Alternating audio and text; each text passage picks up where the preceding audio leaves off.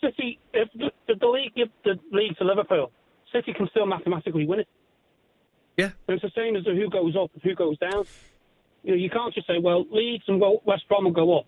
You're going to upset a lot of people. A lot of money going to be lost and won. I think you're always going to upset someone, Joe. Pardon? I think you're always, whatever decision is made, someone will always get upset. Yeah. But it's just going to be a farce. It's going to go on and on and on and on. And like Coffey said before, you're going to get a team coming up against Liverpool last game of the season. And if Liverpool win it, they're mathematically certain that they'll lift the trophy. And they'll just go, oh, sorry, a couple of our camp have got coronavirus. Sorry, we're not playing. And it'll just go on and on and on. Mm. And that's the problem where we are. We forget about it. Wipe the slate clean and start next August. Because what are we going to do with the Euros? That's cancelled. Then you got the start up of the Premier League. All the players have to go away, train, come back, get fit. I think you should be just concentrating now on getting fit for next season. So what's he saying? So he says basically there's no competition this year whatsoever. Yeah. There's no Champions League places. So who goes into the Champions League though? Well, I'm guessing it will be same teams who went in it this year. Apart from Manchester City, yeah. I mean, that won't change, will it? Their ban won't be affected by the coronavirus, will it? Their ban's nothing to do with it. Well, they are appealing. Yeah, of course. And of course, if that get overturned, then obviously they're allowed back in it. So it's the same teams who went in it this year. Yeah, so I think so. I think you've just Tottenham got to would be in it again, even though they're sitting in seventh place. I think so. Wow. I think so. Do you not? Well, it's just, that's what I'm saying. I'm glad it's not me that has to make that decision. Well, listen, you can let us know what you think. 08717 223 We've got lots coming up between now and 7. European football expert Andy Brassel will be telling us what's happening across Europe in the major leagues. Rob Harris from AP will be talking about the world of sport. We expect some breaking news, actually, within the next hour, around about 5 p.m. I've got whispers of it. I can't tell you yet. You're going to have to wait 45 minutes, so make sure you stay listening to us here at TalkSport. And up next, we have the former FA chief, Adrian Bevington. He'll be joining us, giving us his view. You can do the same, 08717 223344. You're listening to Drive on TalkSport with me, Andy Goldstein. Darren Goff. Question, I suppose, obviously, is what did you make of the decision to eventually postpone football till the beginning of April, Adrian?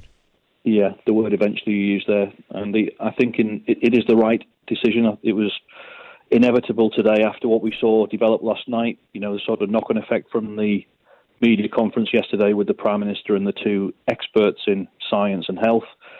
We seem to say a status as normal for the weekend with the strategy that the government are pursuing. But then, following on the statements from the Premier League and the Football League, the fact that Mikel Arteta was diagnosed with the virus and certain other clubs in lockdown mode at their training grounds, I just felt it was inevitable when we woke up this morning we would be announcing that, and it just feels it's the right decision, doesn't it? Well, it's almost like we were waiting for one of the footballers or one of the managers to get it before we made that decision, because the thinking behind it surely was, well, if none of the players have got it and none of the managers have got it, we're all right.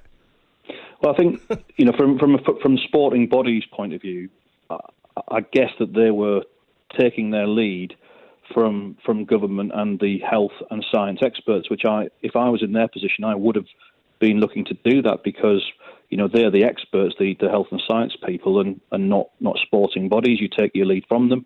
But I think the minute that you've got your participants, or your managers or your players, who can't actually train or prepare for games or actually be in the stadium, well, then you've got the situation becomes a bit of a mockery, really.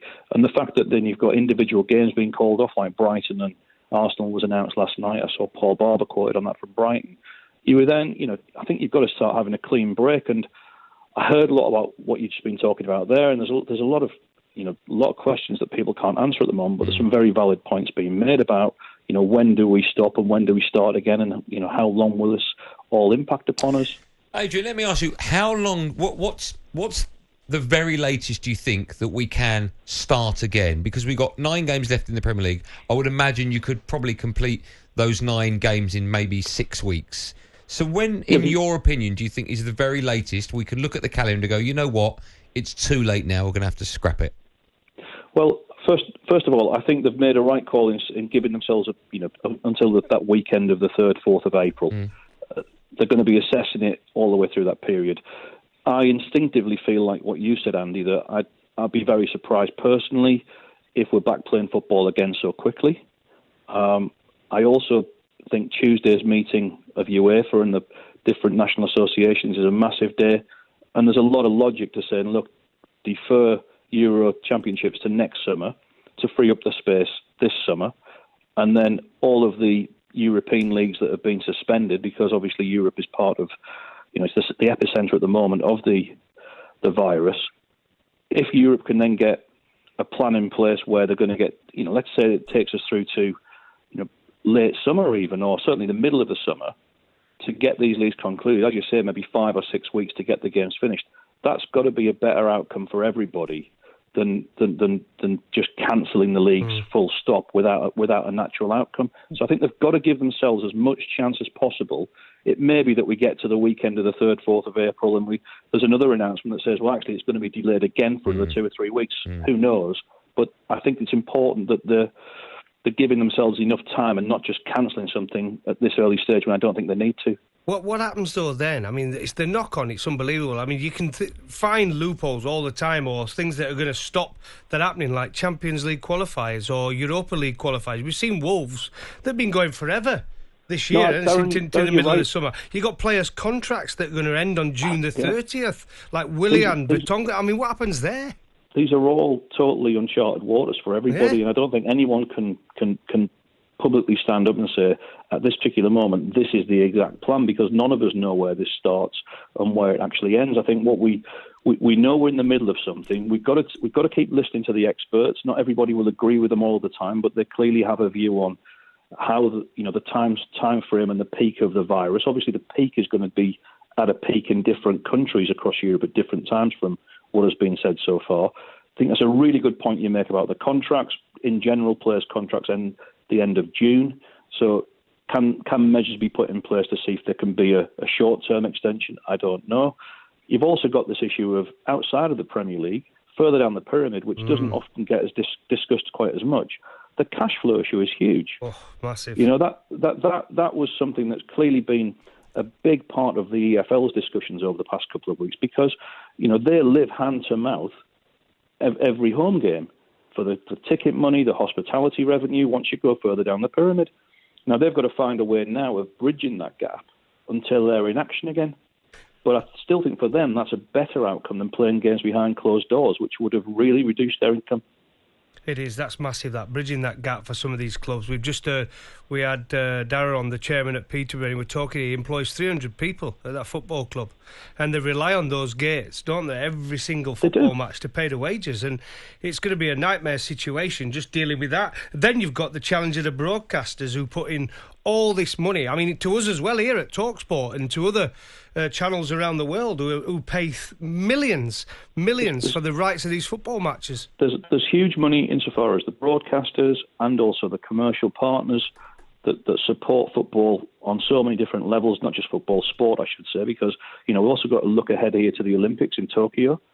Massive question marks about that will be looming as well. So all of the issues around broadcasters accepted, we've now got a situation where, look, this is not the main problem. The main problem, as you've rightly said, guys, is people's health. We've always got to go back to that. But how do they fill the airtime that there's a massive gap in that area now? While football works together with government and the health experts, the science experts, to try and find out when they can get playing again. I think the meeting on Tuesday is absolutely crucial, though, because that's got to try and somehow get a Europe-wide agreed plan in principle put together. It might not be that every European nation ties into the same dates for their own individual leagues, but a framework that can be put together where predictions can be made as to when we think we're going to be through the worst of this and we can play again is what they've got to keep working towards. Adrian, just finally, I'm curious as to your view, not what you think will happen, but your view. If we do get to a stage where it does become too late to continue the season, then obviously, of course, you have to pull the handbrake up and say it stops now and we'll start the new season in August like we normally do. What do you think, if that does happen, should happen? You've got one of two decisions, obviously. Would it be to award the champions and relegate the bottom three in all divisions, or do you think it will be to make this season null and void? I actually think if we can't get it concluded within a time frame into midsummer, I think we've got to look at concluding it at the start of a new campaign, because unpicking unpicking the situation with. Well, it's not just a war. Look, we all know Liverpool are set to win the league title. Mm-hmm. That's probably the easiest one to look at. But all the other areas of relegation from the Premier League, if you've got 6 teams that are potentially going to go down, and if you just draw a line at that stage, I mean, good luck resolving that issue. Legally that's going to be monumental. I think we've got to try and work on the basis at the moment. We're going to do everything we can and pause and take our time to allow the virus to pass so that we can find a conclusion, so that then we just avoid this absolute minefield that it would lead to if we don't conclude the seasons naturally. Do you know, so I'm with you on that, and start it next season. Can we reduce the fixtures next season where, I don't know how they'll do that, but find a way of suddenly reducing the amount? So some teams won't play other teams twice. It's just a one-off season where it will have to happen. Maybe get rid of the League Cup. Do something like that. Again, it's all very, broadcasters and sponsors and everything. We can have these type of conversations. The sort of conversations, let's be frank, that people up and down the country are having all of the time. But the reality is there are contracts in place for all of these things. And it's not just about the commercialisation of football, but to unpick these contracts is a lot of work. And so I think let's not get ahead of ourselves at this moment in time. The most important thing is that a decision has been taken to get us to the 3rd, 4th of April. That will be reviewed continually between now and then. It may be that suspension has to be extended. If it does, when can they get played? Let's see if we can get the season concluded. Let's see if on Tuesday or soon after Tuesday, Euro 2020 is maybe deferred to next summer, and then the calendar can be remodelled around that. But it's a complicated matter, and it's going to take a great deal of thought. Adrian, listen, always a pleasure. Thanks so much for your time. Brilliant. Have a good weekend. Thanks very much, guys. There you go, the wonderful Adrian Bevington, the former FA chief. I mean, it is a minefield, isn't it? It's not just about moving this match and doing this. And you've got, as he quite rightly said, all these contracts in place, money's been spent. We're talking billions. We've got one here who's saying West Ham haven't got access to their home ground after the 31st of May because of athletics. I don't know if that's true, but some of the things that are going on, I mean, there's going to be all sorts. Goffey, will the county cricket season start on time in April? Well, I've no idea. That's from a Birmingham fan. I mean, I've no idea. Nobody knows what's happening. And that's why Adrian come on there and he talks about, at the minute, we got to April the 4th. Realistically, I think we all can sit here and think they'll make another decision, then it'll be another probably week or another 2 weeks. Maybe even longer. And I think they'll go 2 weeks at a time, though, won't they? Because they're going to try and conclude that season. I think realistically they are. I think a lot of people have the view they should just cancel it and finish it and let's wait till next season. I don't think that call can be made until we get to the next deadline. Yeah. But a lot of people's initial thoughts, because of what's happening around the world, right, will just say, listen, forget about football.